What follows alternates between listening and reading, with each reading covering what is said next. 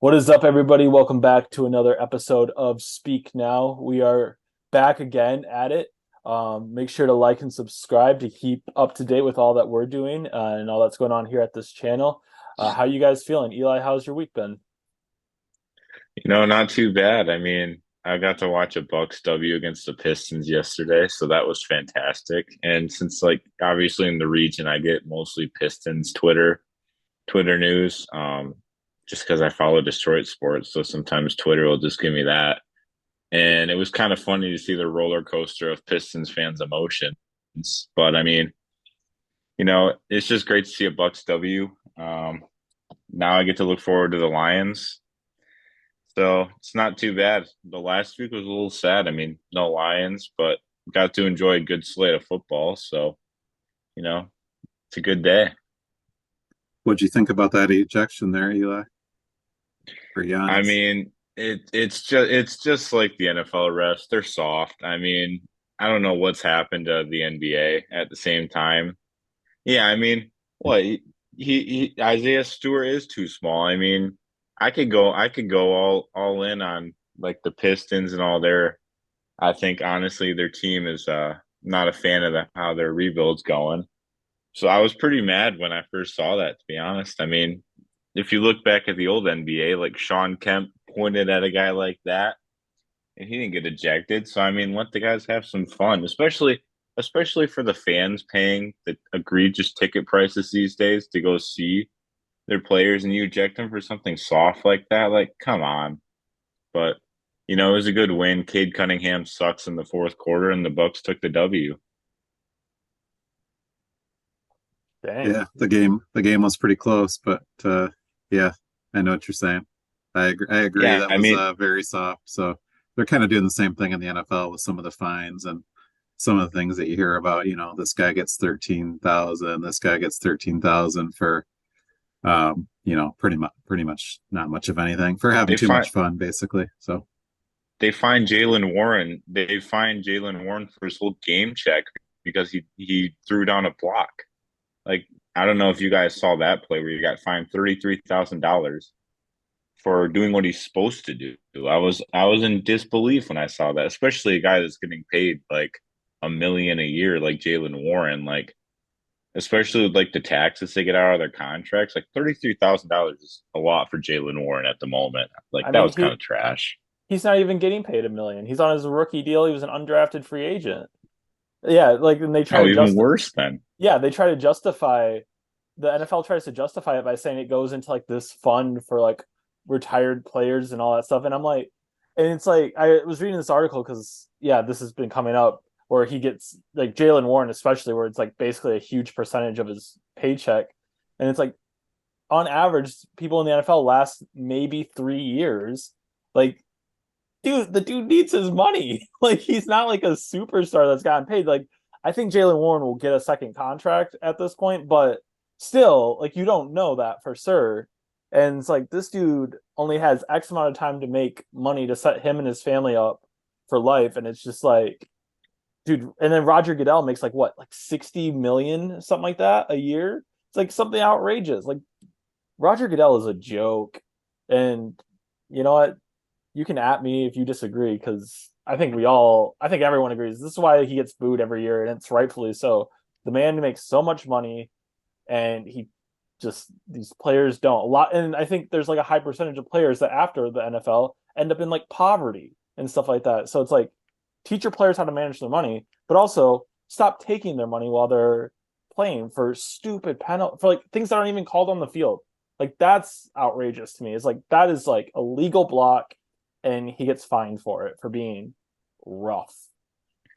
Well, Stupid. Roger Goodell just prefers to have his martinis with all the owners in the boxes on primetime football with Jerry Jones. So I mean, the guy's just in cahoots because he somehow managed to get the NFL commissioner job, and he somehow managed to get another extension recently. He does nothing.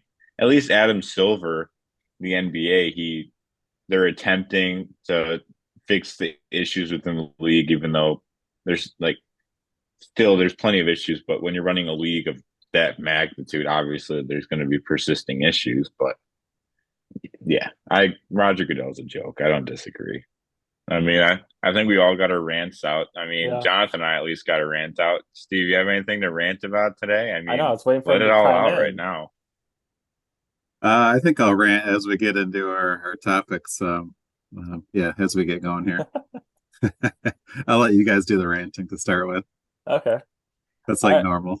Yeah, yeah, yeah. So for our first topic of conversation, we're gonna go with the MLB. Congrats Rangers for winning the World Series. I know we covered that as it was happening. Um, so we'll get in because it's award season. We agreed to not talk about MVP because MVP is pretty unanimous, at least in the American League. I think there will be a little bit of debate between Mookie Betts and Ronald Acuna in the National League, but I think Ronald Acuna should win, especially when the Dodgers have two players nominated. If you have two players nominated, like all right, the other player should probably win it, unless the one of those players just had an outrageous season, which Mookie did, but Acuna's season was really special, and then obviously Shohei, hands down, best player in the game. There's no question about that. Cy Young, it gets a little bit more interesting. Um, we can start in the American League because I do think that that's the easier one. Eli, I'm curious who you had. So the finalists in the American League: Garrett Cole, Kevin Gausman, Sonny Gray. Uh, what are you thinking here in terms of American League Cy Young? Um, I had a clear winner before doing some research, but after a little bit of digging, I still have the same winner, but I think it's a little closer than I expected. I guess I didn't really realize how good Sonny Gray was down the stretch, to be honest. He only allowed 7 runs in his last 7 starts. Only allowed 8 home runs the entire year, which that's huge. Um, Kevin Gausman had 237 strikeouts, which led the league. That's a crazy amount. And he only had a .291 on base percentage, which is also really good. He had the highest ERA out of the three in the AL, but ERA is not completely everything. Like you can't just base the Cy Young off ERA, obviously. But my winner is Garrett Cole. I mean, Garrett Cole down the stretch was pretty dominant as well, which I think if Garrett Cole struggled and Sonny Gray had his dominant stretch in August and September, I think we might have a different discussion. But Garrett Cole also finished really strong, had a .98 whip, which was phenomenal. Only had a .203 batting average against and a 2.63 ERA, I believe. So he was dominant this year. Really, the only bright spot on the Yankees in a year that they had a lot of injuries and then just inconsistent bats, inconsistent pitching with Rodon and Nestor Cortez and Severino. So I think Garrett Cole was really the only reason the Yankees team was in the playoff contention as long as they were. So I had Garrett Cole winning it, but I think Sonny Gray should be second. And I do think this race was a little closer than what I expected before. I had Garrett Cole as well. The only problem with Sonny Gray is I believe his record was 8-8, and he also only pitched, I think, 184 innings. My problem with Gaussman is that he's in the weakest division in the American League, um, so there's some I have some issue with that. What's your look, Eli? I don't know if I consider the AL East the weakest division in the MLB Do you have I mean, in the Gaussman on the wrong? Do you have Gaussman on the wrong team? I apologize. Gosman's on Toronto, so he's yeah, in the yeah, East. yeah. Yeah, I my was gonna bad, my say bad. a division with Baltimore, New Nope, York. nope, nope, nope, Well, nope, I was nope. gonna say you're Yeah, gonna make that same argument for Garrett Cole then. yeah, no, no, no, nope, nope. I have that wrong. So no, Garrett Cole. I mean, 15-4. Look at over 200 strikeouts as well. The better record. I don't know how much you could put the team thing. I mean, when he had the opportunity to go against other pitchers, he won the games and had the innings over. He had pretty much every measurable over Sonny Gray. So I don't really see much there. Another guy that I see wasn't in the top three, and I guess Sonny Gray being in the top three with an 8-8. I guess I don't see his numbers being like back in the day where like Felix Hernandez would have a 1.9 or 2.1 ERA and be like 11 and 14 or something like that. I didn't quite see that with Sonny Gray, I guess. Another guy that I had was Felix Bautista from the Orioles. I just didn't see that he had enough innings pitched, but to be over 100 strikeouts and be on the Orioles over 100 wins. Obviously, it was a shutdown deal there for the Orioles as a closer. So I know pitching's different nowadays. Guys get pulled sooner, things like that. So it's really, I think you really gotta look at the numbers, and it's not just cut and dry wins and this and that. But I'd go with Garrett Cole as well. I think just historically, and then with the whip and everything, like you said, Eli, I completely agree. Yeah, I also had Garrett Cole winning this. I didn't think that this one was that close. I know wars and everything, but he's more than 2 wins higher than Sonny Gray. Who Sonny Gray I have as second. I agree with Eli there. But yeah, led the league in ERA. Garrett Cole, WAR for pitching, led the league in shutouts, WHIP, ERA plus, hits per 9 inning. Just a dominant year, and Garrett Cole has had a stretch of dominance for several years now, and you see a lot of times where like the Cy Young winner can be like one of those guys where they kind of get their due. Garrett Cole has a couple of second place finishes, so I think the writers are definitely gonna give it to him. I have him as my clear American League Cy Young. Switching gears to the National League, we have Zach Gallen, Blake Snell, and Logan Webb, who are the finalists for that. I'll start us off here. Zach Gallen, 17-9, 3.47 ERA, led the league, the National League in shutouts with 1, so not that many. Which Logan Webb also did that. But I have Blake Snell winning this. Just an absolutely dominant year from him.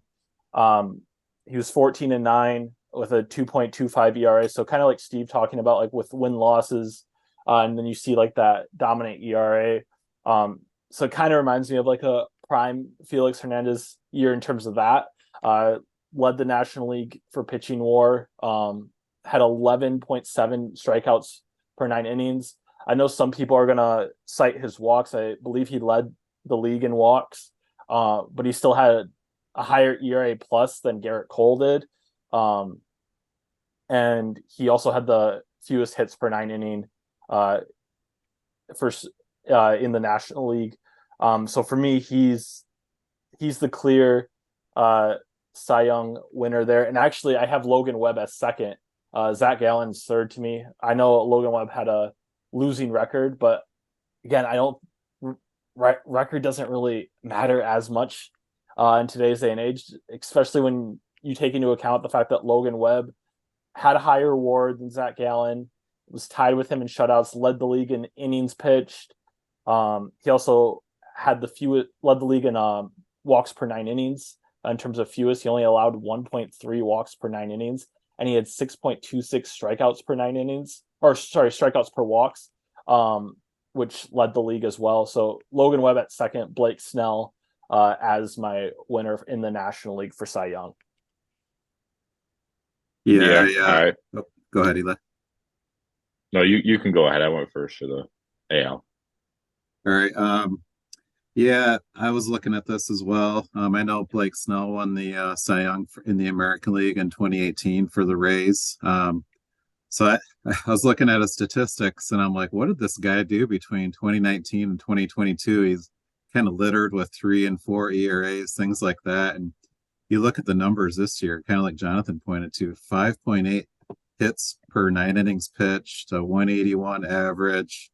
Don't quote me on the numbers exactly, but I think it's somewhere in that area. And it's just you look at the numbers and you try to be like, well, this guy won it in 2018, and is he going to get it again? But it's just the numbers are just, I guess, too dominant, in comparison. Like you said, the WAR, everything else, a good record. I think you got to give it to Blake Snell. And I would agree with you guys as far as the 3 that are up there. Logan Webb, don't completely agree on the point about the one loss. 11-13 is still 11-13. I mean, you get to those 0-0, 1-0 games and things like that, and kind of he's fighting through and not getting that win or getting that loss, but maybe a reliever came in and that sort of thing. So you don't know what happened there, and that is that division is hard fought, low scoring, things like that. So I understand where Jonathan's coming from on that one.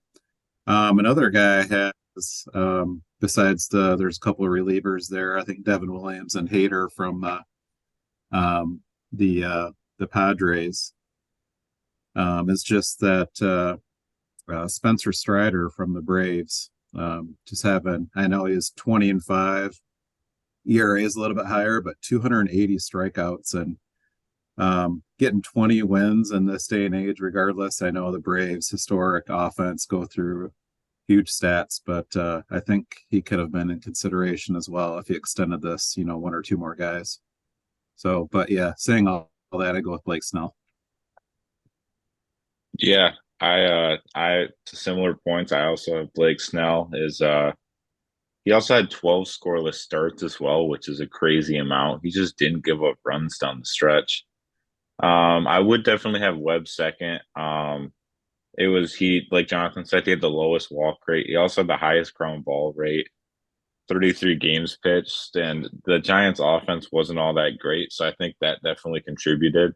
He also had his struggles in the beginning of the year, if I recall. I was kind of surprised to see Zach Gallen up there. I think it was. I also was surprised. I know a name. I wasn't sure how he finished. I kind of lost his name, but Justin Steele. I wasn't sure how he finished. I thought it would be Justin Steele, Strider, or Gallen with the third spot. I'm not really mad who makes the third spot because I think there's an argument for all three. Um, but I know Steele was pretty much the driving force for the Cubs. For him for some time, him and Stroman, which Stroman was also in that Cy Young race for the first bit of the season until he fell off. But other than that, I don't mind the MLB's decision. I think the third spot's kind of like the point wise, it's probably not far off the fourth and fifth. Usually, it's a couple like an extra second place vote from one of those guys gets them at the third spot. Um, but I think this one's more unanimous for me. I think Blake Snell put up some big numbers. His whiff rates is crazy. His stuff is something else. Yeah, definitely. Wow. So we're basically all in agreement for the Well, I first. don't think the awards this year are pretty unanimous is what I'm like what I've seen. Like I don't think there was that one guy where you're like he's just top, which is weird too because like Blake Snell and Garrett Cole both didn't make the MLB playoffs, but like you can't not have them win it still because when they pitched is when their teams won the most. So it's like Yeah, I mean, this isn't MVP where it's like MVP definitely takes into consideration playoffs a little bit more. And unless it's Shohei, because yeah, unless he's it's show, just yeah, like Shohei's like one of the exceptions to the rules, but like you remember Mike Trout early on missing out on some MVPs, and one of the main arguments was his teams weren't making the playoffs. Um, Shohei is different. Obviously, he is doing what basically no one else in the history of the game has really ever done. We'll see if he can sustain that. That'll be a super interesting topic. Transitioning, obviously, he's a free agent. He will not be pitching next year. So he will be DHing. So whatever team gets him, they're going to have him as their DH, and then hope for 2025 he can return to the mound. I think that there is some risk here. Obviously, just health. He's doing so much. But I don't see how you don't take a risk here. I think every team should make a bid for Shohei, in my opinion, just because he makes every single team better, regardless, and every team needs a Shohei. And we can get into this going into the top 5 free agents. Let's see if we disagree on number 1. Does everyone here have Shohei Ohtani? there's not really much dispute. He's arguably the best player. He's arguably a top what it like you can put him within like some of the greats already. I mean, what he's doing is like if he does this another 4 or 5 years, he's a like I'd almost put him in Cooperstown already. He's unbelievable. So yeah, he's one. Yeah, yeah, that's easy. It's a one. I mean, you're gonna have an all-time contract, 45, 50, $55 million a year that, the team that would traditionally sign, say the Dodgers or someone like that. Um, yeah, he's number one all day. I've heard rumors swirling that the Tigers are intrigued. Sure. There's a lot of teams intrigued. Yeah. Yeah, I mean, I read an article about See why that the happen. Cardinals should go after him. It's not like Right. they're not going to. No, Yeah. I totally made up the Tigers thing, but Oh, I say I haven't heard that one. I've only heard four to six teams. Yeah. yeah, I feel like he goes. I have my top three teams for him are Dodgers, Giants, or Mariners. I think are one of those teams that I think he stays like towards the West Coast. I don't see a team like the Yankees. I know the Cubs were on his list when he was coming over. I could see the Rangers maybe getting there, but they have a lot of money tied up already with Simeon and Seager. But yeah, we'll see. We'll see what happens. All right, Eli, you want to take us through the rest of your top five lists of MLB free agents? yeah, so I was looking at my number four. I actually might move him to two. I'm kind of struggling. I have Blake Snell at there right now. But I think I'm gonna move this Yoshi Yamamoto. I might move him to two. I was looking, he's obviously from the Nippon Japanese league. Sorry if I'm pronouncing that wrong, but and he was in the finals recently, had a 9 inning, 130 pitch, 1 run performance to bring his team to game seven. And that was unreal. He was posted a 1.92 ERA over 897 innings. I just think that's baffling. Um, and I put that guy at two just because he's only 25. I think a team that's going to sign him is going to potentially get he has the potential to be an ace. And I could see him going to the Mets because of Kodai Senga going there last year. I could see those ties. But I'll put him at two, and then I'll put Snell at three. I think this is a really good pitching class. You have Snell, Eduardo Rodriguez, Stroman, just to name a couple. And I like Snell. He's still in his low 30s. I think a 5 year contract would be good for Snell.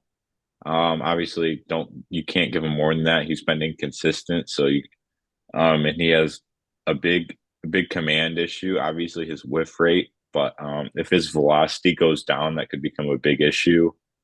Obviously, so I like Blake Snell at three. Four, I have Cody Bellinger, but I had this one with extreme caution. He just batted 300 with about 29 RBIs and around 30 stolen bases. But I was reading that his hit speed wasn't great, and that there's definitely regressions possible based off of statistics and just his bat power this year. So I knew with caution. I think the Cubs will try and get him back. I think the Cubs will be pretty active this offseason. And then five, I went the reliever route, very pitch heavy list. But I went Josh Hader. I think Josh Hader regained his elite closer form. He struggled last year when he got traded to the Padres, but he gained his stuff back. 1.28 ERA, 33 saves, 36.8 strikeout rate. He's arguably the best closer in the MLB, one of the top. So I like him at five. I think he regained his status. And I think if the Padres, if they should contend this year, and I think he'll be a big part of it if he keeps that form. But very pitch heavy list for me. I think it's a great pitching class. Yeah, I'd agree with most of that list. I'd go Blake Snell number two as well. I mean, for all the reasons that we talked about. Number three, I actually had Josh Hader. I mean, like you said, 1.28 ERA, just dominant. He's been dominant for 4 to 5 years now. Just a weapon for anybody who'll be highly sought after. Actually had Jordan Montgomery at number four, just coming from a World Series champion. I think that's really big. I mean, obviously he had a great run at pitcher, and he has the potential to, to do even better than he did this year. Uh, and at the last spot, I'm actually going to put two guys because these kind of guys seem to be forgotten every year. Maybe they're not on a top five typical list, but every year you got these guys that hit 30 to 40 home runs, and they kind of get signed last minute, and I think they have a pretty big impact on the teams. I'm going to put Jorge Soler and JD Martinez, kind of kind of going off of what Jonathan talked about with the defensive players last week, kind of doing the same thing with baseball. I know pitching's king, but I think at the end of the day, you sign these 1 year, 15 to 18, whatever, 12 to $16 million contracts, and it's a big piece in the middle of your lineup, DH or outfield or first base, wherever you put that guy. So that'd be my list. Yeah, I don't hate putting a DH spot fifth, just because you definitely notice the teams that don't have a DH more so than the teams that do. It's definitely a position that you kind of want secure.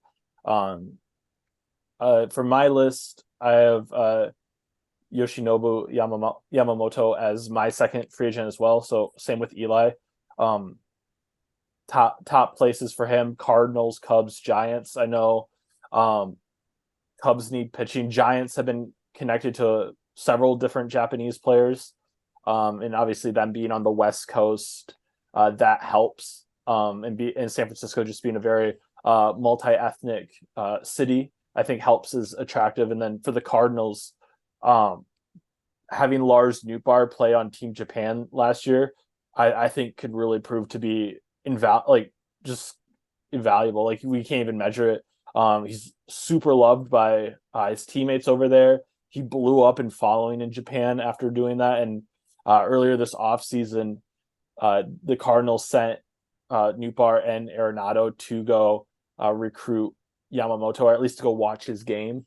So I wouldn't rule them out. They definitely need pitching, and he's a guy, probably the only guy in this free agent market that you feel comfortable giving, maybe not comfortable, but giving a 6+ year contract to hopefully be your ace. And he has the stuff and the makeup to arguably become the best pitcher to ever come out of Japan, not named Shohei Ohtani. So yeah, he could definitely be their ace for years to come. I know John Mozeliak has already talked about getting 3 starters, so he watch him for the Cardinals. I hope that they go for him. Obviously, they can get outbid by teams like the Dodgers, Yankees, Cubs. Who knows? Number 3, Blake Snell. Again, coming off a Cy Young year, I know that there's a lot of risk here with just inconsistency, but just the season that he had last year, you're going to just hope that he has things together and that he's got it all together. He's going to help you guys at least for the next 3+ years coming over. I know that he's missed some starts in years past, and this year he seemed pretty healthy. So just hoping that he's got it all together. But again, you can't ignore having almost 12 strikeouts per 9 innings as a starter and limiting the hits. I know the walks are concerned, but as long as he's getting guys to whiff, you feel pretty comfortable. Again, top fits for him. Giants need pitching. I can see the Phillies going for him, especially with Nola being a free agent. If they don't decide to pursue a reunion there, if Nola's gone, Blake Snell is a great replacement for a team that has strong World Series aspirations. And then again, the Cardinals, the reports of him asking around of what it's like to play in St. Louis, I could definitely see them going for him. I don't know if they go for both Yamamoto and Snell, but we'll see. And then number 4, I have Sonny Gray. Super underrated. He's been very consistent for the most part throughout his big league career, besides a couple seasons here and there. Top fits for him: Reds, Braves, and Cardinals. This is a guy that's in his 30s that has said that he wants to pitch close to home, and the 3 closest teams to his home in Nashville are the Braves, the Reds, and the Cardinals. Cardinals, Braves, Reds could all use some more pitching, and he should come as a cheaper option than Snell or Yamamoto or even Aaron Nola, who isn't in my top 5 because number 5, I have Cody Bellinger. As Eli pointed out, his underlying statistics don't look good. And I think that's a big cause for concern here, that this could just be a fluke season. But maybe his lack of power and stuff like that is just something of how he's adjusted his swing, and he's just going to be more of a contact guy that doesn't hit for much power, and his contact doesn't have much power. But you can't ignore the numbers that he had. He had a very good season with the Cubs, and I have them as being one of the top fits in pursuing a reunion with him. Outside of that, Mariners and Giants. Again, Mariners need something to get them over the hump. They just keep getting so close to the playoffs, and they really need something that can get them over the hump.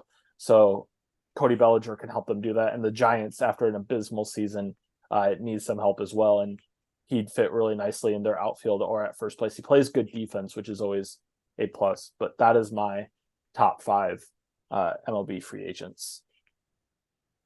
Pretty similar list there. I mean, other than like the last couple, we had some pretty similar names though. I mean, I'm intrigued to see what like some of those middle teams, like obviously you mentioned the Mariners, the Reds. I think it'll be intriguing to see what those teams do because I feel like the big market signings, they always get like some of those big guys, but like we see like the Yankees and the Mets sign these big guys, but it's those signings like Steve mentioned, like Jorge Soler. I think a Matt Chapman signing could really impact the team. He doesn't. His offense is very streaky, but I believe he's up for another Gold Glove. Matt Chapman, and then like Eduardo Rodriguez just opted out of the Tigers. Obviously, I wish that was Javier Baez, but we won't talk about that. Eduardo Rodriguez, another sneaky. I think obviously if he opted out of the Tigers contract, clearly there's a big offer potentially on the table. And it sounds like he's going to screw the Tigers as well. He said there's no destination he'll rule out, but of course he had this no trade clause with the Tigers, and they couldn't get anything for him. So that was pretty upsetting development that I saw. I believe that was just today I saw that. So that was thrilling to see out of the Tigers organization. Yeah, definitely. I think, and then to believe Steve had Jordan Montgomery on his list. Like Jordan Montgomery proved to be a big game pitcher. I think he's going to be in for a big payday. So it should be interesting. This is a pretty pitching heavy free agent class, in terms of just talent in there. And again, obviously Shohei is going to be the big fish, and we probably will be talking about him probably for the next 2 months because I don't see him signing anytime soon. I think Mike Trout could be another domino piece after that. If he leaves the Angels, I mean, Mike Trout seemed pretty loyal to the Angels, but I mean, as a player of Mike Trout's caliber, he's arguably the best hitter of the past decade. At least one of them. He's considered one of the better hitters of recent memory. He's the consistent 300 plus hitter, hits with power, hits with contact. I mean, if Shohei leaves, he has no reason to stay at this point. I mean, I guess he stayed regardless when Shohei wasn't there, but the Angels are a poverty franchise to say the least. I mean, yeah, but the Angels would have to trade him, and the question becomes, what can they get for Mike Trout? I know Mike Trout's Mike Trout, but let's be honest, Mike Trout's in his 30s and has injury history. I'm sure there will be a team that puts up a lot if he's on the market, but I believe he's got a no trade clause, so he doesn't have to take anything if he wants to stay in Los Angeles, which for some reason it seems like he does. I don't know, but Mike Trout would be interesting. Yeah, he could be. I feel like he'd stay there as well. Yeah, I mean, I know you mentioned like Marcus Stroman and Aaron Nola. I mean, there's, like you said, there's just pitcher after pitcher on the list. So yeah, there's going to be probably a couple of waves, kind of like in the NFL. There'll be a couple of waves of signings, and probably once you get that chance to get that big contract, you better sign it because the price only goes down if you don't sign early on. So yeah. Should be interesting. We'll obviously keep talking about it as moves keep getting made. So we're going to take a quick break, but when we come back, it's NFL time. We got some concerns for some teams and some players. What are they? What are our picks for this week? Stay tuned. We'll be right back.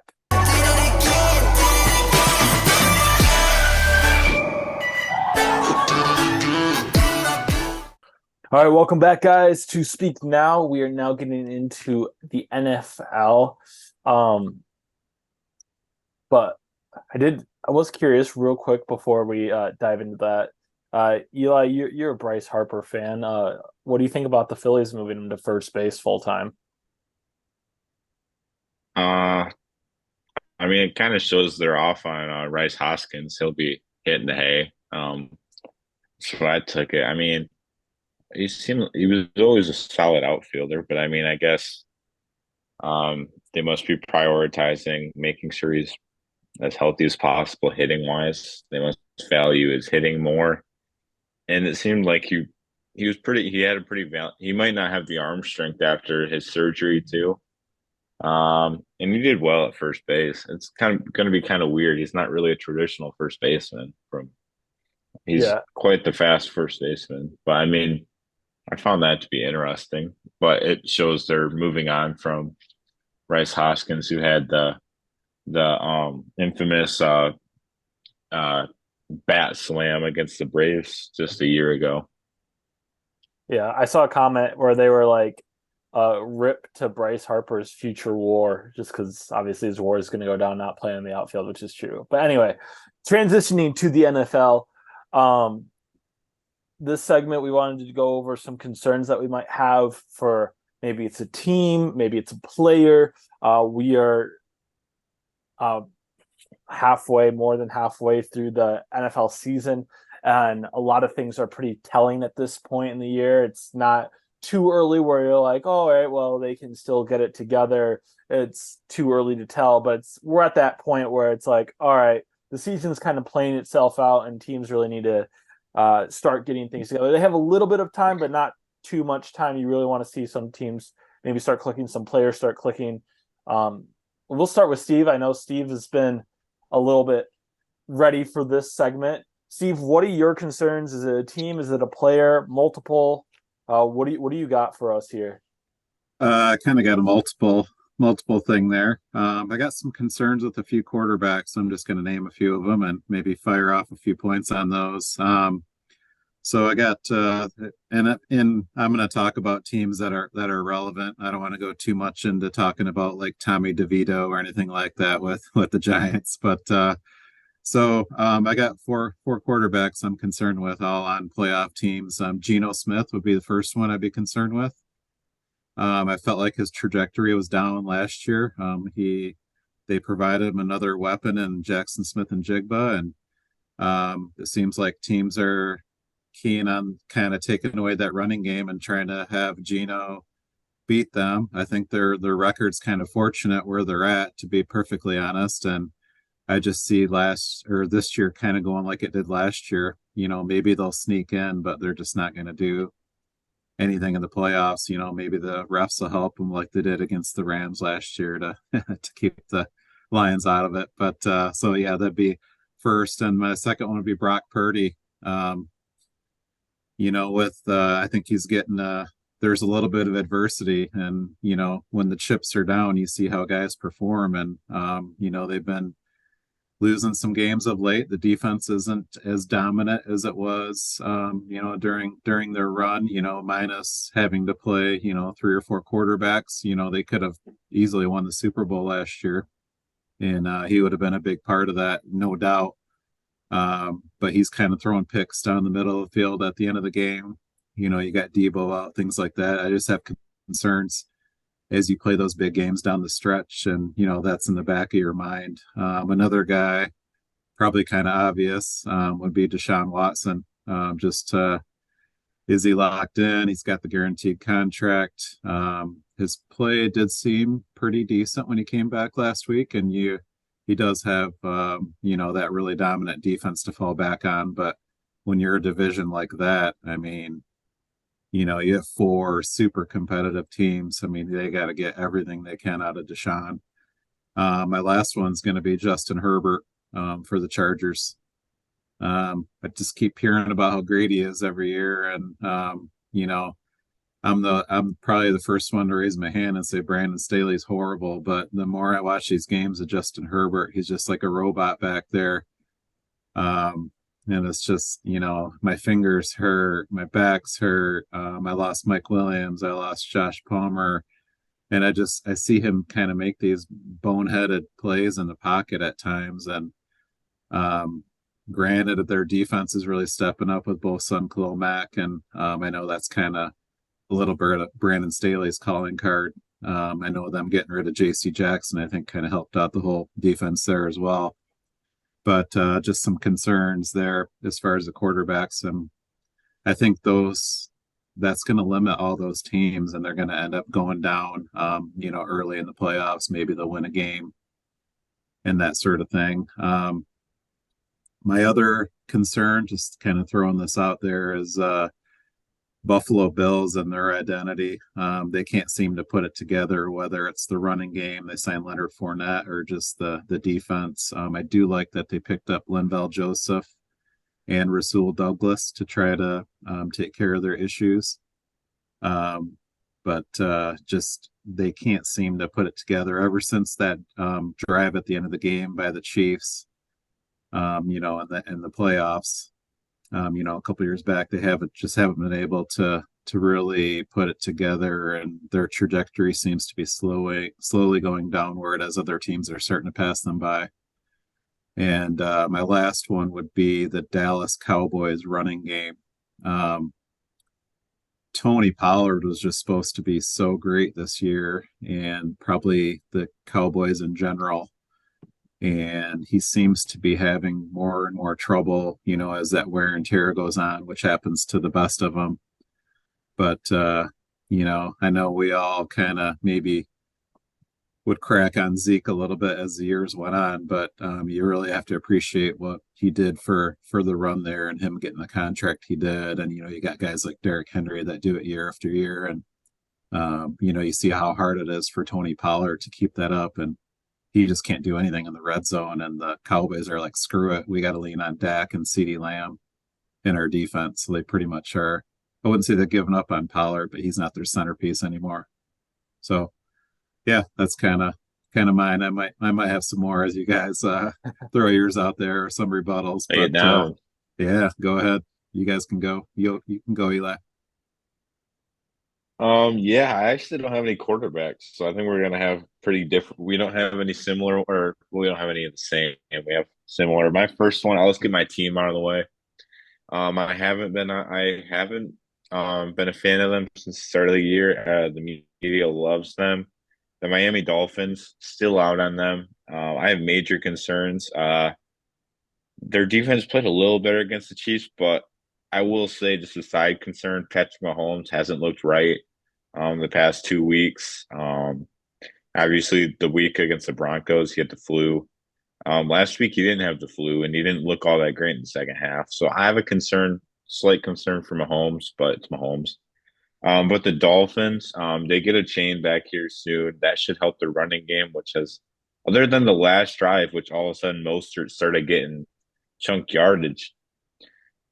Tua just hasn't impressed me against good teams and good defenses. Um, Obviously, Tyreek Hill had that fumble that got returned. Um, but the Dolphins haven't had a statement win yet, so I'm a bit concerned for them, especially in their division with the Bills and oh my gosh, the Bills and the Jets, two good defenses. Those are not easy games. So I'm not sold on them until they have a statement win. Next is one a little out there. I don't know if either guys have heard about this guy's disappeared, but Shaquille Leonard, um, three-time All-Pro linebacker. I was just reading on him recently. He only played 35%. He's healthy, and he only played 35% of the snaps last week. And he was complaining about his role, and the coaches basically said, like, you're going to be a rotation piece now. And I like last year, before last year, this guy was like, he's regarded as one of the best off-ball linebackers in the NFL, three-time All-Pro, and one Rookie of the Year. He did have 10 tackles in those limited snaps, so maybe he had some back issues and had surgeries. But for Shaq Leonard, his All-Pro self might be gone, and he's relatively young, so I think his prime may be past him, and the likes of Zaire Franklin basically overtook him already, which was a pretty shocking development to me. I thought he'd get back to being like a top five linebacker as he was previously. And my last one, I just have a coach, an all-time great, Bill Belichick. I think Bill's done. I think if they lose this week, I think he's there. There's a definitely a possibility he gets fired. I heard rumors on that. Um, and I don't like the people disrespecting what Bill has done the past bit. People say like it was all because of Brady. I will never say that. I think that's disrespectful to Bill Belichick. I think he's one of the all-time greats. But I think it's time to hang the cleats. The Patriots haven't drafted well recently with him, and they just continue to miss, and they haven't built. They had their they made it to the playoffs with Mac Jones, and ever since they haven't had a great draft. Um, and just have struggled. They have some pieces, but their offense lacks much firepower. So I think the Patriots should look a different way. Look for a new coach and start a rebuild. I heard they could try and pry Mike Vrabel over to the Patriots, which I doubt that will. I doubt Tennessee would allow that unless they get a first round pick, similar to Sean Payton's thing. But yeah, those are my three. I think Bill Belichick. I know he's going for the all time wins, but I think he should hang it up. Interesting. So when making this list, I only had one team, one player ish, but listening to you guys talk, I've added a few more. So I'll quickly just push back a little bit on what Eli said about Bill Belichick because I'll make the point of what has Bill accomplished outside of Brady? You know, it's like even like Josh McDaniels. What has Josh McDaniels done outside of Brady? Like those coaches and stuff like that.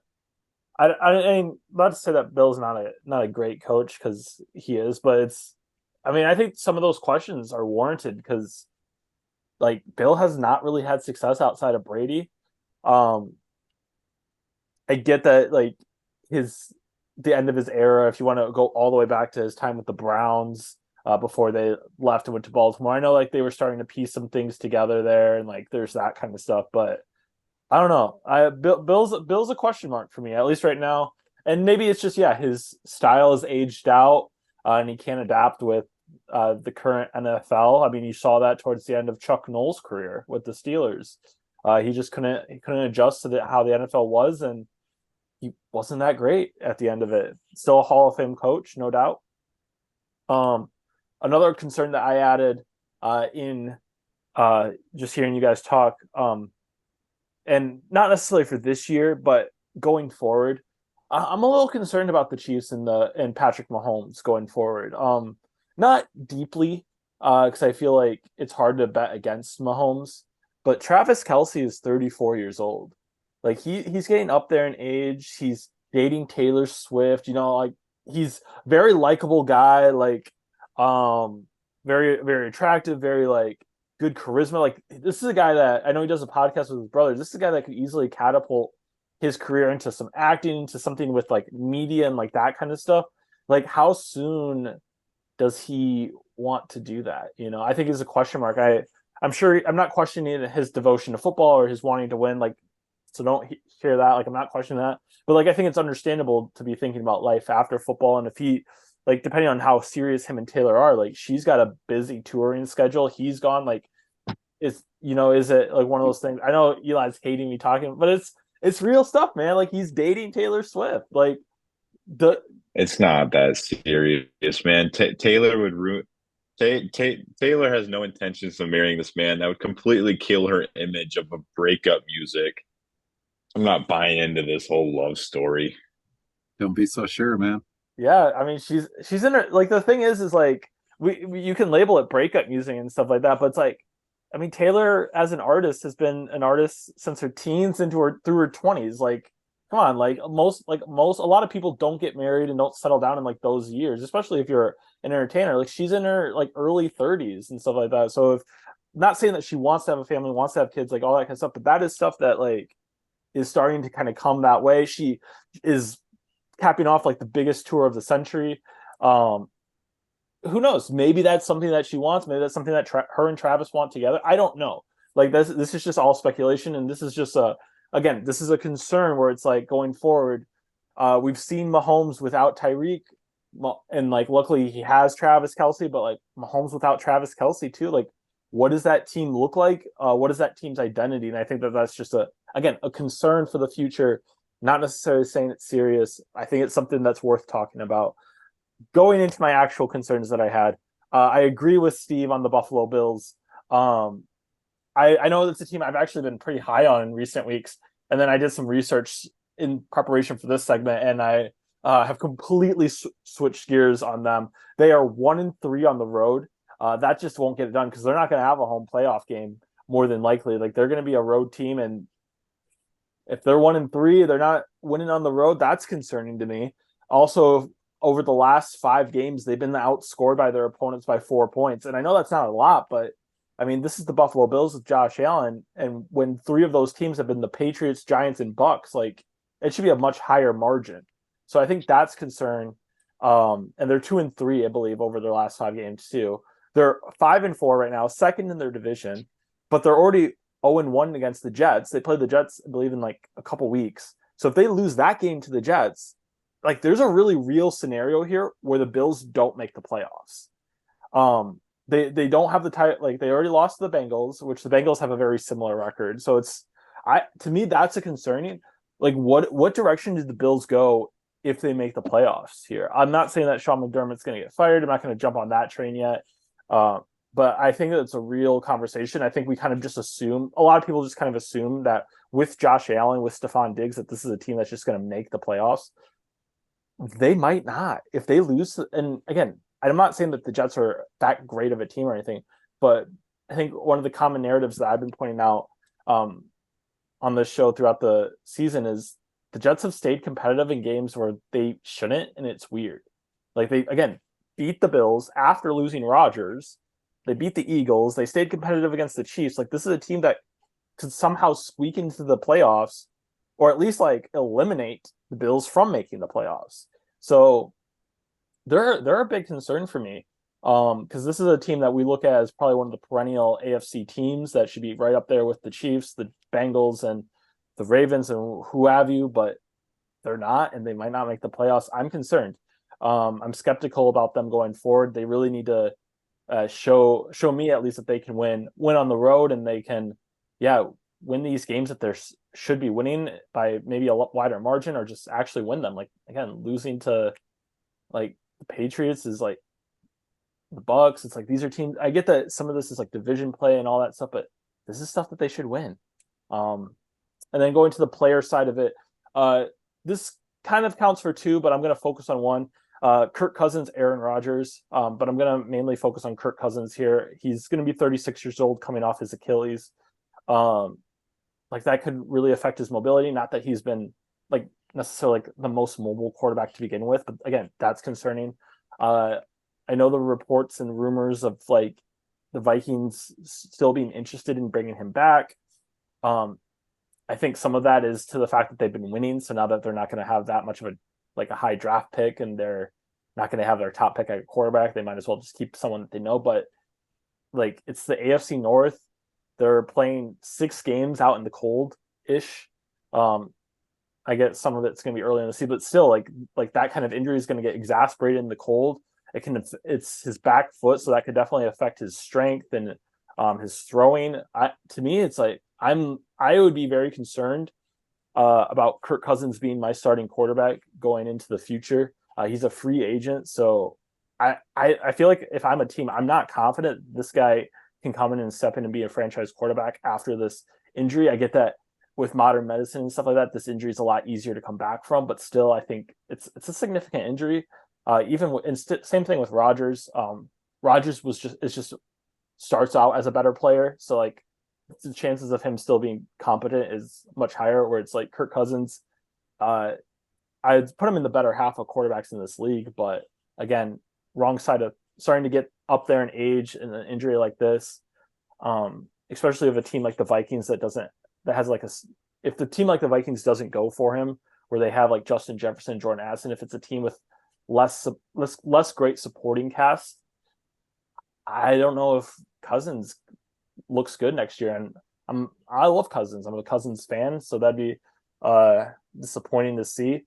But yeah, for me as a as a fan, he's a concern going forward, definitely. Yeah, I mean those are all valid concerns as well. Like, I mean, I'm not going to talk about the Swift stuff. I'm not going to give her any more of a platform than I have to. I mean, I guess truly, I can't. I'll never be that guy to like claim that I know their love. I'm just going based off. I'm just going based off of her past status is how she's had a whole basketball roster of A-list boyfriends that she's ended up ditching. So I mean, yeah, Travis and the age. I do agree with the movie star thing. I 100% agree that's going to be his path. I mean, his brother just got put in one of the sexiest men alive or whatever that was. Um, so I mean, those Kelseys, I don't know exactly what that is, but like him and Mookie Betts and all of them got in that. Like they're on a path to stardom after, but I think unless there's any other final thoughts, we get into our weekly picks. Jonathan, you got any thoughts on the wide receiver weekly thing on the Steelers? One week you got Deontay complaining about the refs. Next week you got, Pickens wanting to be more involved. And I guess my standpoint on that would be just I think Tomlin can keep that all together, but it seems like with the Steelers, there seems to be a guy on offense like every other year that kind of thing seems to be going on, and especially with what they have going with getting Broderick Jones in the lineups, that running game stepping up, Kenny Pickett's big game drives at the end, and I just hate to see distractions take them down at all. So I don't know if that's a concern of yours at all, being a Steelers fan. Not really. I talked about this with Eli earlier this week. Something that like for me is like George Pickens is 22 years old. Like I get that the NFL is a grown man's league and you're like you got to be a professional and all that stuff. But at the end of the day, like he's still basically like a child. Like his brain's not fully developed. It's one of those growing pains. Like he's a wide receiver, which like most wide receivers are going to be divas to certain points anyway. I think that's just something that most teams have to live with. But yeah, he's super talented dude. And even like I think what's nice about being about a week removed now from the whole like him sulking on the sidelines against the Titans is like hearing how the team has responded to it too. Like Mike Tomlin coming out supporting him, being like, "This guy wants to be a reason we're successful," and like I can't like fault him for that. Like I want guys that want to be one of the reasons that we're successful. Like the teammates not really acting like it's a big deal. Like I know Dan Moore Jr. was interviewed on it. He didn't even know what was going on. So yeah, I think it's one of those things where I think the media, at least right now, I feel like the media is kind of blowing it up. At the end of the day, like if this is an issue, it's going to come to light and the Steelers will trade him and we'll be fine. Like honestly, like none of the receivers that the Steelers have lost because of like attitude or whatever, however you want to phrase it, locker room troubles.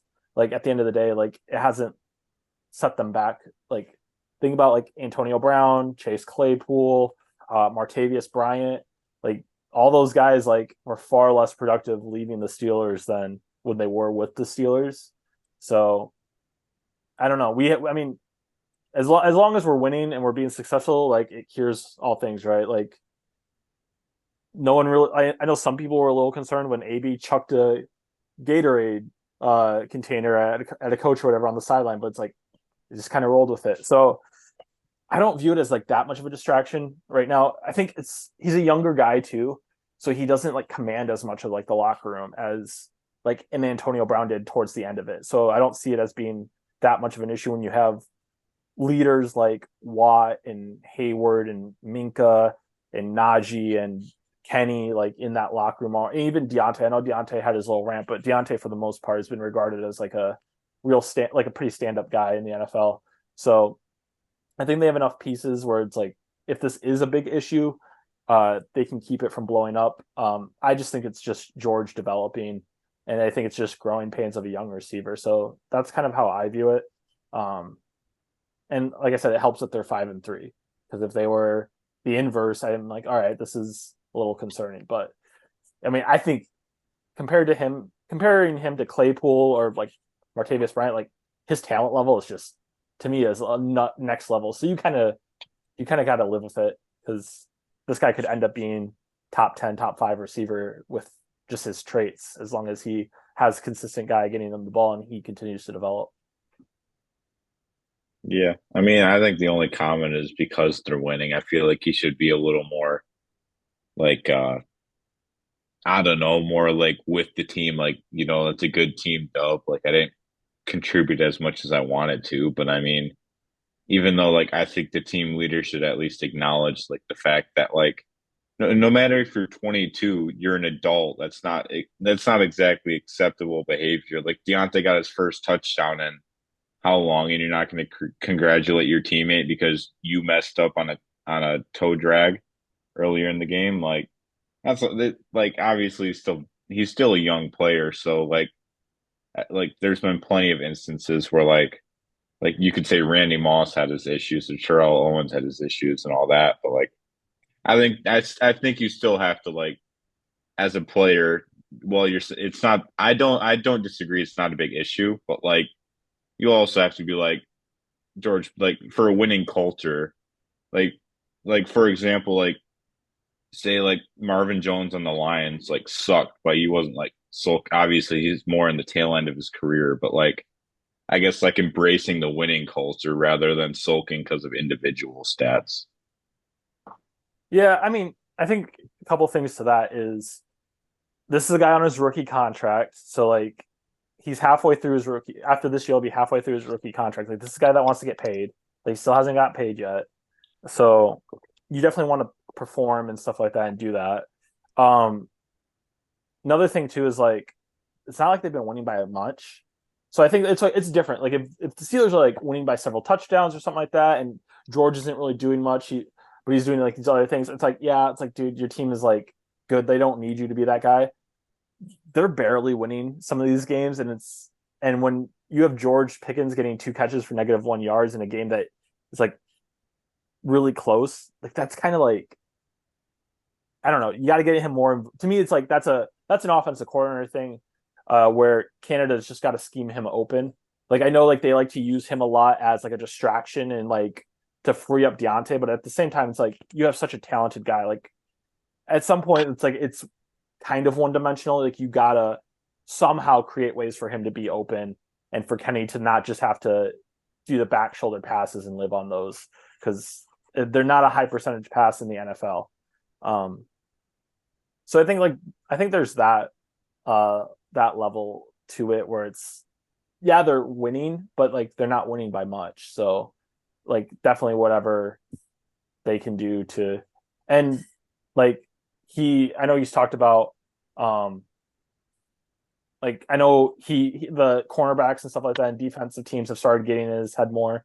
Like as a young guy, like he's got to learn to work through that. So I think it's part of his pride and ego where like the Jags talked a bunch of crap towards him and he wasn't able to back it up.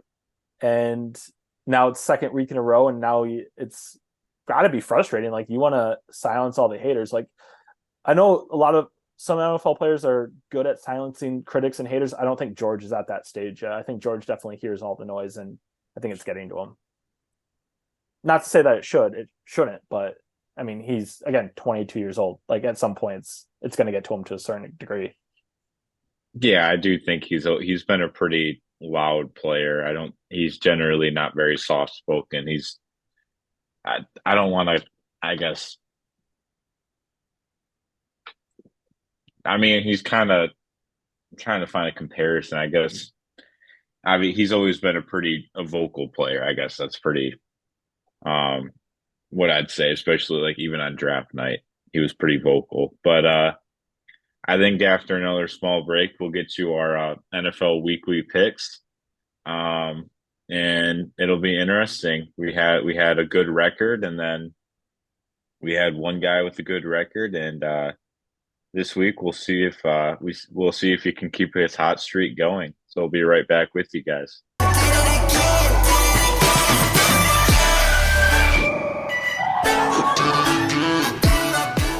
All right, y'all. Welcome back to my favorite segment, hopefully yours. We have the weekly picks. And I tell you what, last week, another we don't have we'll get to the overalls next week, but I will say, based off of what Steve said, another dominant week from his side. Um, I think the analysts on NFL Network have a run for their money with Steve Malone these days. With about, I believe it's 12 wins the last 2 weeks, 24-6 that would be, which is a remarkable number, one would say. But unless you have any comments, champ, we should probably get right into the games.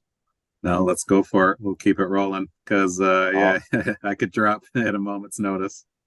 that's true. I mean, right into it, the game that is starting right at this moment, I believe, the Panthers, the Bears. Al Michaels might be sleeping at halftime in this game, but I don't know what the Thursday night people are doing with these games, but this was a weird one for me. I ended up picking the Panthers. I don't love the pick, but I really wouldn't love picking a team led by Tyson Badgett either. Both quarterbacks in this game have been quite turnover. They had really bad turnovers last week. But I think Bryce Young against the Bears defense. I don't know. I think Bryce Young could have a good game, so I picked the Panthers.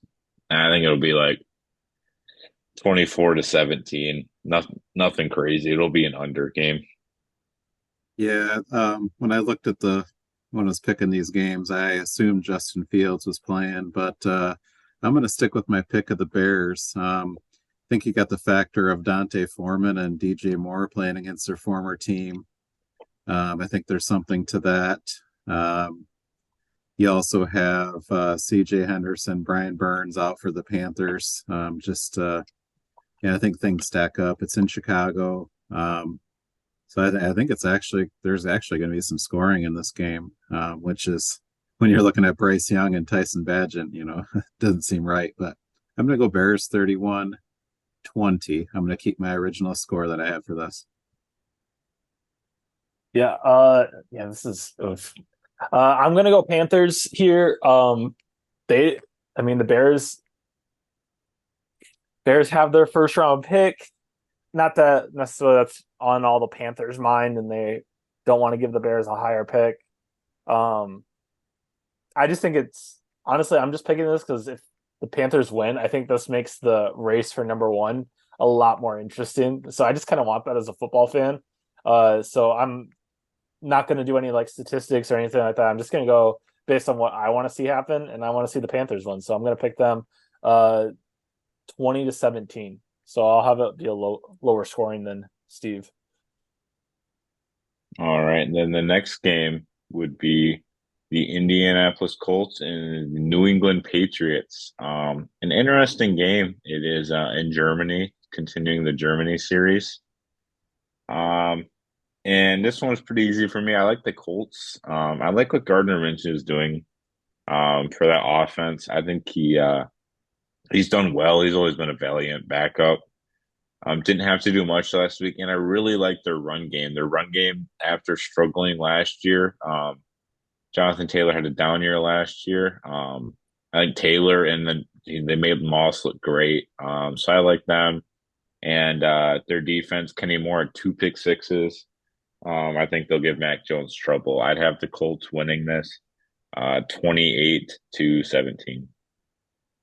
I think Bill's got a lot to prove in this game. I think we talked about Belichick earlier. I might start this 0-2, but I don't know. I think Ramondre Stevenson's gonna have a big game. I think the Colts, it was a little bit deceiving, like you mentioned. There was the pick sixes last week. They've played a lot of close games that could have gone either way, and I don't think this game's going to be any different.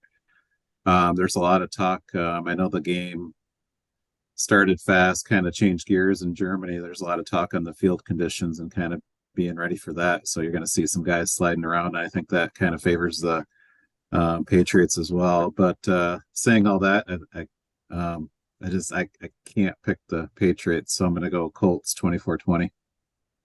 Yeah, I have the Colts as well. So we're all in agreement here. I think Gardner Minshew. I've been a fan of Gardner Minshew since he came in the league, which isn't hard to do because the dude's awesome. I think he deserves to be like a starting, like get a chance to be like a starting quarterback in this league. Not as like a top tier type of guy, but like I don't know if like Taylor Heineke and like Sam Howell and like those guys can be starters. Like give Gardner Minshew a year for a bridge to be a bridge quarterback. I know he kind of is that right now, but that's because of injury. Like I want to see this guy be able to, I don't know, have success. I like Gardner Minshew. Um, yeah, part of I think the Colts have played a lot of close games here, as you guys said. They're just again better than the Patriots at this point in the year. Patriots have a lot of guys that are just out. I know Juju's been a huge question mark in his production. Like Mac Jones is a question mark, and again, the race for number one just gets interesting with a Panthers win and a Patriots loss here. So let's keep it going. I have the Colts winning this one, 31-27. I don't like that little Sam Howell ricochet shot that he received there. I'm a big fan of Sam Howell, but I'm not saying that Sam Howell's bad. I'm just saying necessarily. I'm just saying that like if Sam Howell's starting in this league, like I want to see Gardner Minshew. Like I think it, Howell's a better quarterback. But it was just Oh, similar. it's just a compliment to Gardner. It wasn't a shot at Sam Howell. Just because he's on your I mean, fantasy team. You want to talk about your fantasy teams here? my fantasy team is selling, so at this point, I mean, he can do well, win me a couple extra games. But I mean, on to the next. We won't talk about. Forgot about DeAndre. Speaking of DeAndre's former team, we have the Texans and the Bengals. Texans coming off a big CJ Stroud week. However, I'm going to see CJ Stroud coming back down to earth in this game. The Bengals defense, Trey Hendrickson has been particularly effective on that D line. Um, Joe Burrow is fully back. He's been fantastic recently. Would have had an even bigger game if he didn't miss Jamar Chase for a big touchdown. There's concerns for his top two wide receivers. Are they going to play? Are they not? It looks like Chase was practicing today, so he should be okay. But I do like the Bengals here. I do think it'll be close, but I don't see the Texans replicating what they did last week. They had to do all that just to only win by a point. So I'm going to take the Bengals here, and I'm going to take them 24-21. Well, we must be on the same page. I completely agree. Bengals D is creating turnovers. T. Higgins is out this week, and then I know Jamar Chase took a big shot in his back there. I know he's had to do some heating pads, things like that. So I think the Bengals offense won't be as good this week. Minus Higgins, I know he had over 100 yards last week, and they kind of had their way with the Bills, despite what the score showed. But I'm 24-21 as well, Bengals. I'm going to pick the upset here. I'm going to go Houston Texans. Yeah, with Joe Burrow missing some weapons. I think CJ Stroud stays hot. I do think that he gets his second interception of the year. I think that's just inevitable at this point. I'm going to go with him staying hot. I have the Texans winning a very close one. This is going to be 30-29. And next, we have an interesting game: the Saints and the Vikings. Vikings coming off a big win with Joshua Dobbs in his first game, getting to know the playbook better this past week. But I'm a big fan of the Saints personally. I think if they really get their offense clicking, I think Taysom Hill more integrated has really helped them, adds a new dimension. He's been particularly effective as a rusher recently, and he can just the fact that he can line up under center, run it, pass it, hasn't been bad as a tight end as well. I think that's really opened him up. And then Paulson Adebo last week on the defensive side, he's been a really good breakout corner for him this year. And I think they might give Joshua Dobbs some trouble. Dobbs has been solid, but he's had his struggles, especially with the Cardinals. He has a better set of weapons. He doesn't have Jefferson back this week. But I like the Saints in another close one. I'd give the Saints the edge 28-27. Yeah, Hawkinson's banged up with some issues there. I know Osborne has an injury. I think we just need to slow down the Josh Dobbs hype train. Kind of what's been big for the Vikings too is their defense has been really stepped up with 4 wins. Um, obviously the Vikings beating the 49ers was big, but you beat the Bears, Packers, and Falcons. That's not exactly, let's not get too excited. So I agree with the points that Eli made. I'm going to go Saints 23-20. Yeah, I like Saints secondary here against Josh Jobs. I'm with you guys on this one. I'm gonna have this one be a 24-17 Saints. And then next, we have the Packers and the Steelers. Steelers riding a pretty good win last week. I'd say close, but a hard fought victory. And then the Packers with a win last week. Um, I actually do have the Packers this week. I can't see you on We see a Steelers fan blurt out in the background, but I'm gonna pick the Packers in this game. I'm gonna pick the Packers over the Steelers. I think the Packers have a solid pass rush with Rashawn Gary. I think the Packers finally got the run game going. They had Aaron Jones finally fully healthy. Um, he was limited to start practice this week, but if Love can just get some more connections going, um, this will be a weird game. But I'd have the Packers winning this 20-17. Oh yeah, I definitely I couldn't see the Packers scoring 20 against the Steelers at all with Jordan Love. So yeah, no, just pack the Steelers formula. Defense are going to force some turnovers on Love. He's highly inaccurate. I know he's kind of making a little bit of a connection with Musgrave, but just can't get Watson going. I know, like you said, Aaron Jones should help, but still the Steelers are good at taking those things away. I'm going to go Steelers 20-10. Yeah, yeah. If Jordan Love can't do anything in the past, then this is gonna be a long day for Green Bay. Just because, as Steve pointed out, like the Steelers, if they only need to take away the run game, they can do that. So I have them winning. I think it's gonna actually be a big breakout game for them, especially after the tantrum from George Pickens. I think they feed him, and I have the Steelers having probably their most successful offensive day of the year, 27-10 Steelers. Then next, we have the Titans and the Buccaneers. Will Levis named officially the starter for the Titans for the rest of the year, and then the Buccaneers coming off a heartbreaking loss. I see the Buccaneers rebounding. They their offense played fantastic. I thought Baker played a really good game, and Rashad White's had a really good 2 week stretch. He went off as well. I thought Baker's looked fine this year. I think the Bucks should look at giving him another year. I really liked what he did. Their defense let him down last week, which had been their strong point. I have the Buccaneers winning a low point affair 23-17. Bucks have given up 426 yards a game the last 4 games on defense. I see it happening again. Will Levis likes to sling it. You got Derrick Henry. I'm going to go with the Will Levis victory, 27-24. Yeah, I'm with Steve on this one. I think Will Levis bounces back, had a little adversity against Pittsburgh last week, and it was a short week for him. I think that just another week under center. I think this guy's legit.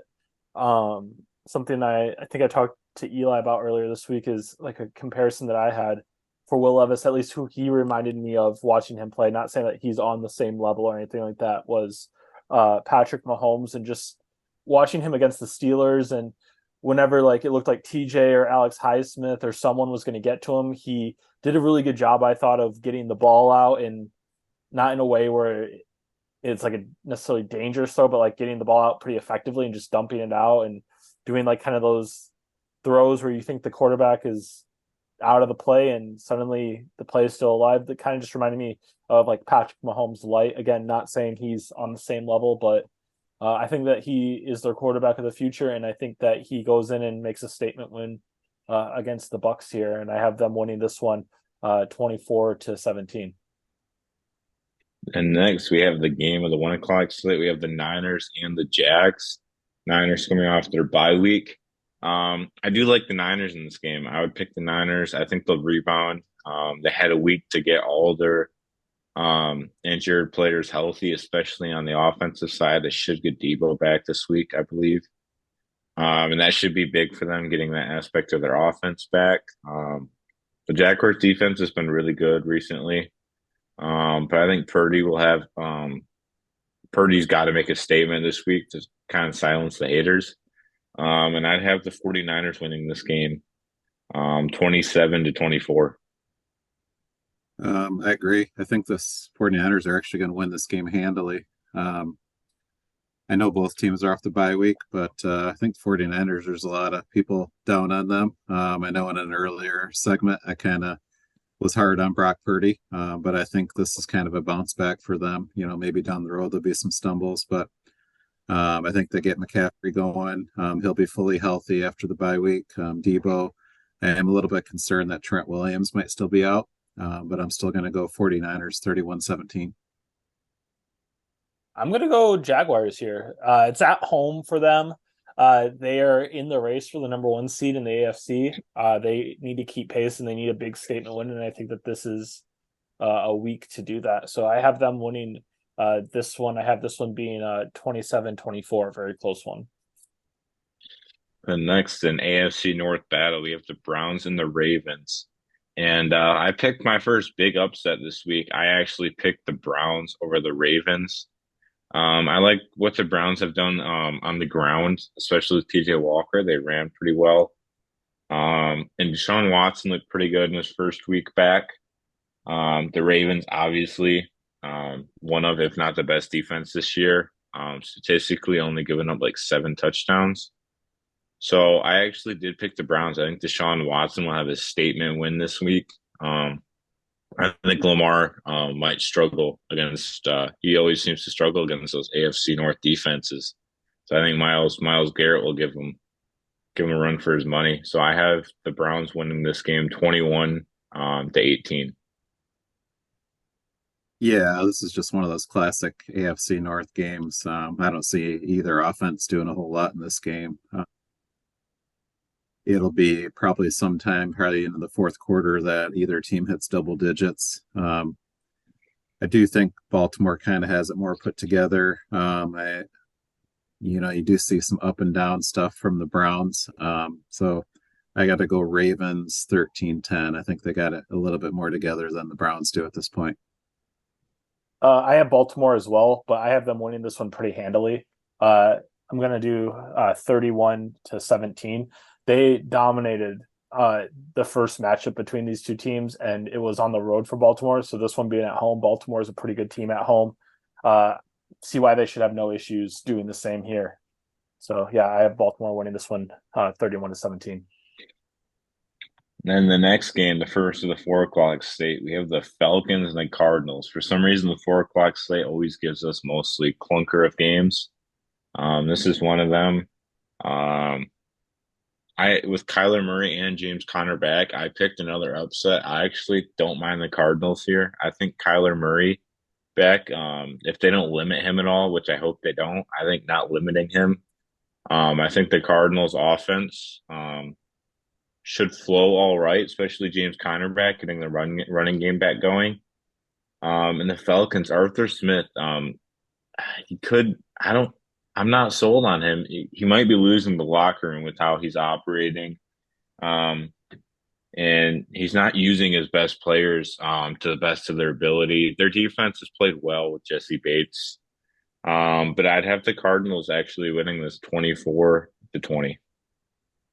Yeah, when they asked Arthur Smith about Bijan Robinson's usage and his game plan, it took him 5 minutes to explain, how he was using him. So if that doesn't tell you about Arthur Smith, I don't know what does. On top of the, debacle of not playing him the 1 week.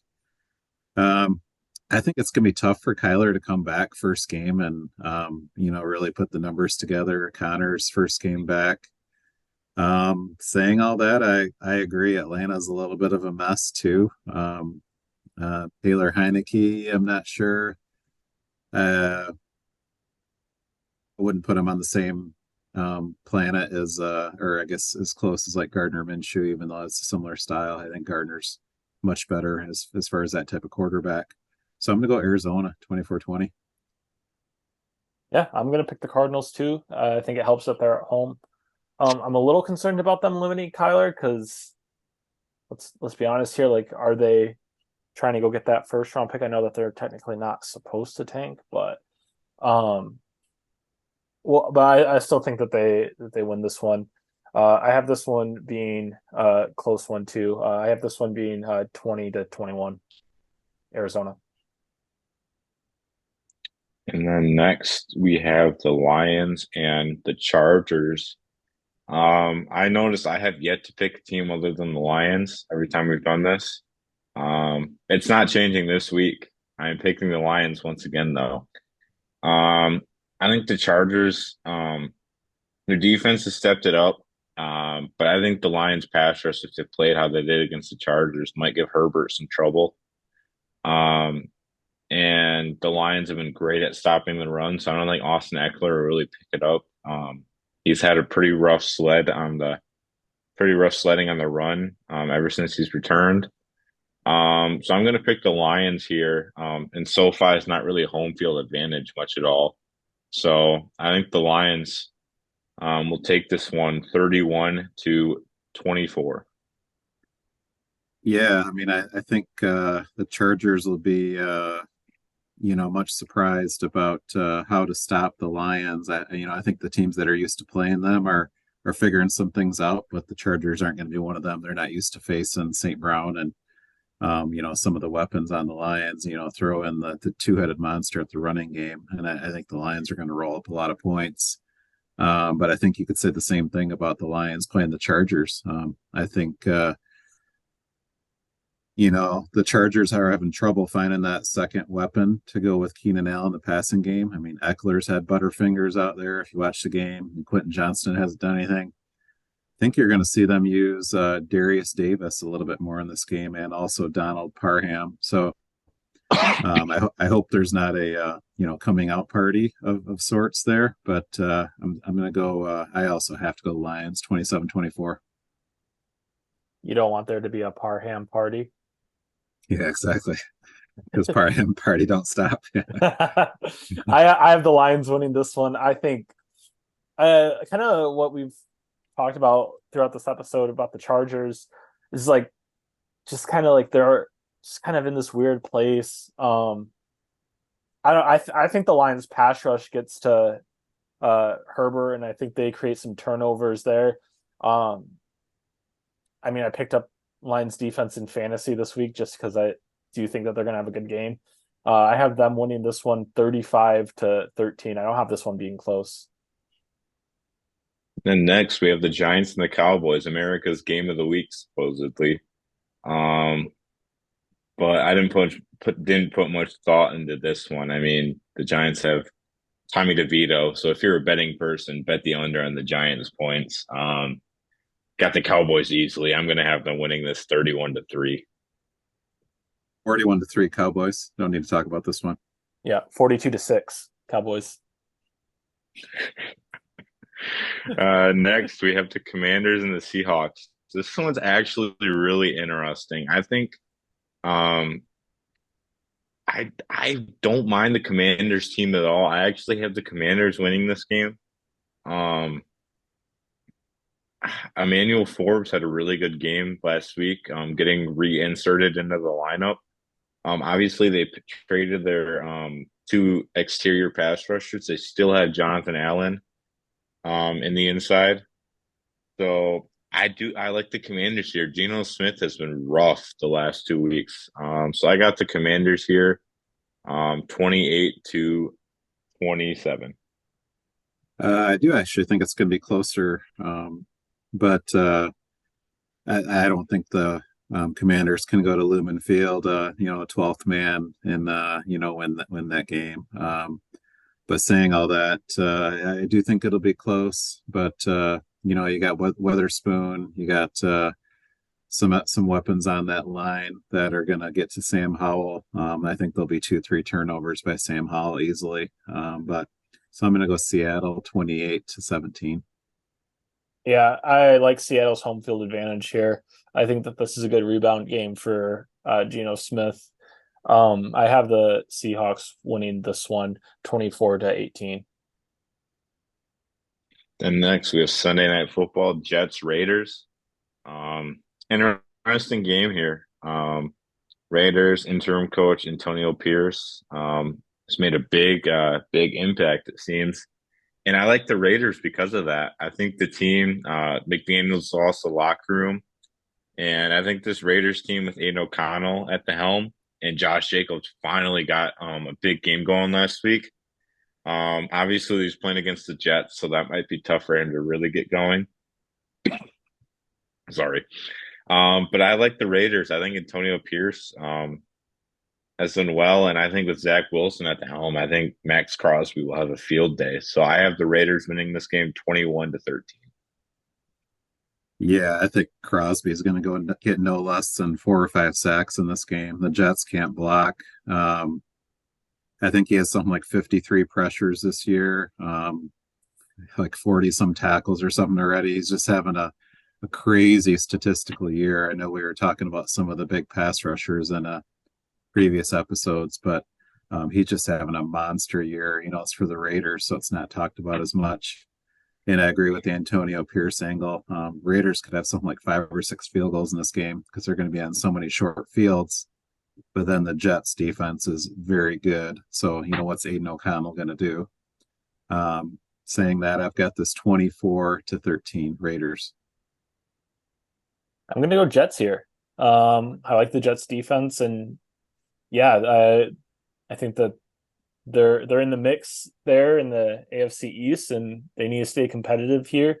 I think the Jets defense over Max Crosby to just the Jets offense. I like the Jets versus Aiden O'Connell. I have this one being close though, being 17-15 Jets.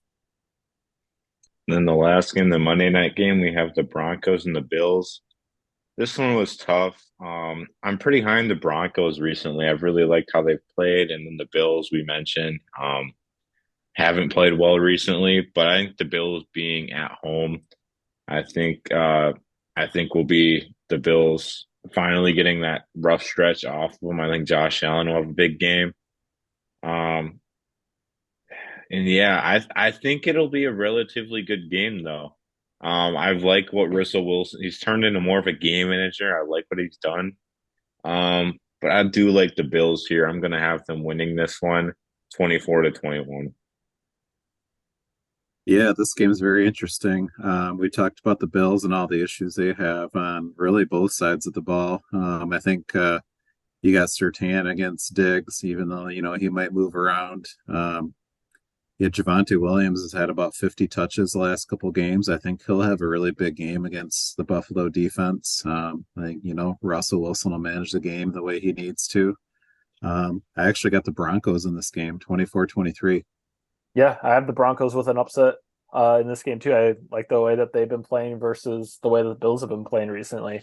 So I have them winning this one 28-24. We have a lot of differences here, so it should be interesting. Somebody could have a really good week, really bad week, or we might all be the same. All right, fellas. Any other final rants, thoughts that you guys want to get out to conclude this episode? I only had one little bit of a rant because you got the whole coach of the year last year was Brian Dable. I don't think everybody looked at the big picture when they made that decision. So kind of just the whole Daniel Jones contract, the way they kept that team, the way they I had this written down for earlier, and I got to voice it. I just think what the Lions did last year. I think Campbell got slighted, if I'm being perfectly honest, in that whole organization. what we did. So, and I think it's proven on the field this year. I know it's not a 2-year award; it's a 1-year award, but I think they got it right with Peterson with Jacksonville. But yeah, with Dable, that just looks like a big train wreck, and it ain't just because of Daniel Jones, because they wouldn't be doing well with him either. So they're going down a really bad path there, and that could turn into a whole big rebuild potentially. And you didn't give money to Barkley, who's your franchise player. So that's one thing that's kind of sticking out in my mind as we watch the game of the week, like you said, um, with Dallas and the Giants, which nobody's going to watch. I'm gonna make a bold prediction. Before I'm gonna predict that the Bears and the Cardinals don't end up with the first and second pick. I think it's gonna be Giants and Patriots. I think it's I gonna don't be hate that at all. so. I think a lot. Well, obviously, all the mocks are going Caleb Williams to the Cardinals, Caleb Williams, Bears, whatever. I I see a scenario where those teams uh win some games or something like that, or maybe or like the Panthers and stuff like that. Obviously, so yeah, I think it's going to be a surprise number one team. It's not going to be one of those classic teams that people have been predicting. Yeah, I have seen stuff about that. I do like that, and I think that'd make the NFL a lot more interesting having a team that nobody really expected. Um, and that might keep Bill Belichick in his job. Um, I'd say my only comments are forward down the field and let's wave those terrible towels as well. I'll be rooting for both. You picked the But I mean, is Packers. that huh? You picked the I can Packers pick this the. week. You're not That doesn't rooting mean I for won't be. them. Jeez. I picked That the doesn't mean Steelers I'm every week. rooting. I had picked them every week before this. I'm gonna call it. I'm going for my record here. I'm gonna be rooting for the Steelers, but I'm like, Jonathan, it I was a don't think tough game to pick. I think Jonathan picked against the Steelers one of the last couple of weeks. I picked against He them for the did. Rams. Yeah. Yeah, that's right. Yeah, we picked against them the same amount of times. I don't want to hear that. Next thing you know, Eli's going to pick against the Lions. I won't be doing that. I'm picking them every week. You might as well slate that. Come on Right. now. But Done. like I told you, Jonathan, I will say I'm always going to root for the Steelers, but I'll never call them my second team. So like it's not like I have a huge affiliation, but I'll be like it's like it's how do I phrase this? You tried to Um compare TJ Watt to Miles Garrett, so you're not hey, a by the way, by you the don't way, even by the way, in that conversation, it was completely disrespectful of me not to even mention Aaron Donald. I mean, that was disrespectful of me because if we're Max talking Crosby. and That's Max Crosby, if disrespectful. we're talking best defensive players in the past 10 years, that's Aaron Donald's crown easily. But I Yeah, but mean, we're talking about this year, not 10 years. yeah, I mean, I'd I don't say since disagree. TJ Watt entered the league, because that's the same year as Miles Garrett. So if you want to compare like those two, yeah, I mean, Max Crosby this year, but Max Crosby like in his career versus TJ Watt, even his career versus Miles Garrett, it's not the. I'll go there. Oh, for sure, for sure. But yeah, no, Max Crosby's a beast. Aaron Donald, That's beast. different position too. Different position, yeah. So that's kind of hard. Yeah, But I mean, yeah, Aaron Donald's arguably the best defensive player of the decade. There's arguments about that, I'd say. I'm yeah. talking overall. I mean, he's arguably the best player at his position ever, too. But obviously, but we won't get that. We could argue about best defensive player for a long time, I'd assume. Oh yeah, yeah. Totally. But I think with that, I mean, like I said, I'm going to be rooting for our squads, rooting for our picks. Another great week with the fellas here. We're on a steaming hot train here, and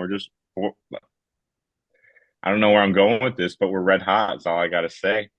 So I'd say with that, this will conclude our episode of Speak Now. So speak now or forever hold your peace.